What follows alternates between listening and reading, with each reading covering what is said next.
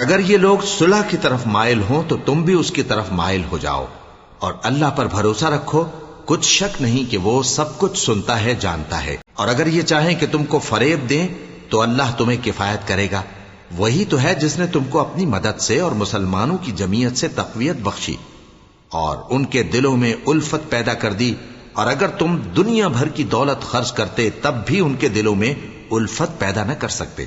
مگر اللہ ہی نے ان میں الفت ڈال دی، بے شک وہ زبردست ہے، حکمت والا ہے۔ اے نبی، اللہ تم کو اور مومنوں کو جو تمہارے پیرو ہیں کافی ہے۔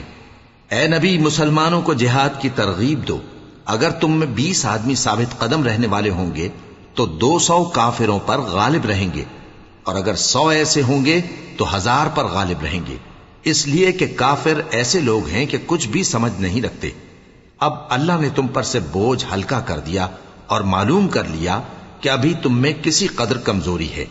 پس اگر تم میں 100 ثابت قدم رہنے والے ہوں گے تو وہ 200 پر غالب رہیں گے، اور اگر 1000 ہوں گے تو اللہ کے حکم سے 2000 پر غالب رہیں گے، اور اللہ ثابت قدم رہنے والوں کا مددگار ہے۔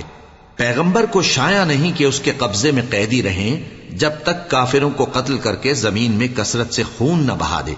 تم لوگ دنیا کے مال کے طالب ہو اور اللہ آخرت کی بھلائی چاہتا ہے، اور اللہ غالب ہے، حکمت والا ہے۔ اگر اللہ کا حکم پہلے نہ ہو چکا ہوتا تو جو فدیہ تم نے لیا ہے اس کے بدلے تم پر بڑا عذاب نازل ہوتا۔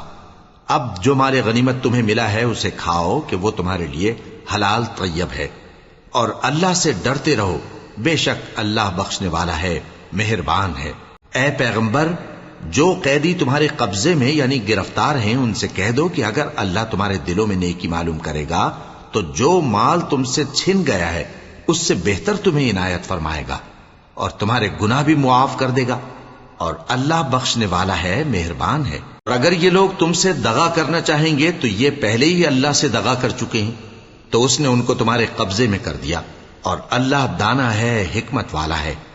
جو لوگ ایمان لائے اور جنہوں نے ہجرت کی اور اللہ کی راہ میں اپنے مال اور جان سے لڑے، وہ اور جنہوں نے ہجرت کرنے والوں کو جگہ دی اور ان کی مدد کی، وہ آپس میں ایک دوسرے کے رفیق ہیں۔ اور جو لوگ ایمان تو لے آئے لیکن ہجرت نہیں کی، تو جب تک وہ ہجرت نہ کریں تم کو ان کی رفاقت سے کچھ سروکار نہیں، اور اگر وہ تم سے دین کے معاملات میں مدد طلب کریں تو تم کو مدد کرنی لازم ہے، مگر ان لوگوں کے مقابلے میں کہ تم میں اور ان میں صلح کا عہد ہو مدد نہیں کرنی چاہیے،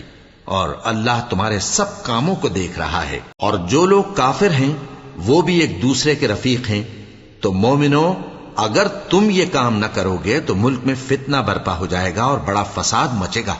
اور جو لوگ ایمان لائے اور وطن سے ہجرت کر گئے اور اللہ کی راہ میں جہاد کرتے رہے، اور جنہوں نے ہجرت کرنے والوں کو جگہ دی اور ان کی مدد کی، یہی لوگ سچے مسلمان ہیں۔